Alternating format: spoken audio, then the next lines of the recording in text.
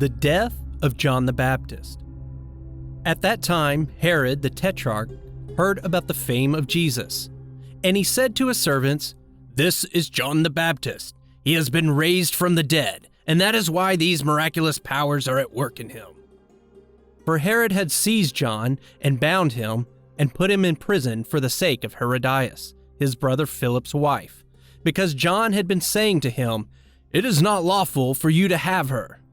And though he wanted to put him to death, he feared the people, because they held him to be a prophet. But when Herod's birthday came, the daughter of Herodias danced before the company and pleased Herod, so that he promised with an oath to give her whatever she may ask.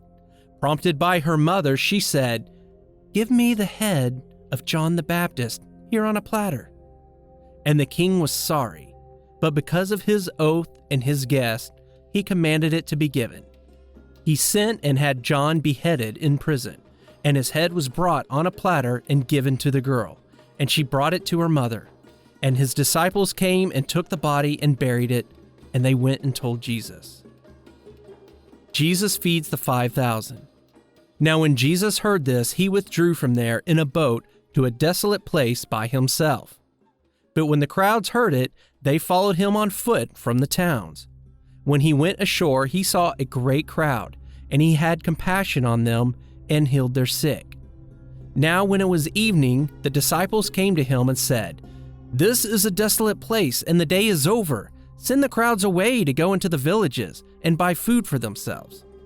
But Jesus said, "They need not go away. You give them something to eat." They said to him, "We have only 5 loaves here and 2 fish." And he said, "Bring them here to me." Then he ordered the crowds to sit down on the grass, and taking the 5 loaves and the 2 fish, he looked up to heaven and said a blessing. Then he broke the loaves and gave them to the disciples, and the disciples gave them to the crowds. And they all ate and were satisfied. And they took up 12 baskets full of the broken pieces left over. And those who ate were about 5,000 men, besides women and children. Jesus walks on the water. Immediately he made the disciples get into the boat and go before him to the other side, while he dismissed the crowds. And after he had dismissed the crowds, he went up on the mountain by himself to pray. When evening came, he was there alone, but the boat by this time was a long way from the land, beaten by the waves, for the wind was against them. And in the 4th watch of the night, he came to them walking on the sea. But when the disciples saw him walking on the sea, they were terrified and said, "It's a ghost!" And they cried out in fear. But immediately Jesus spoke to them, saying, "Take heart, it is I. Do not be afraid." And Peter answered him, "Lord, if it is you, command me to come to you on the water." And he said, "Come." So Peter got out of the boat and walked on the water and came to Jesus. But when he saw the wind, he was afraid, and beginning to sink, he cried out, "Lord, save me!" Jesus immediately reached out his hand and took hold of him, saying, "Oh, you of little faith, why did you doubt?"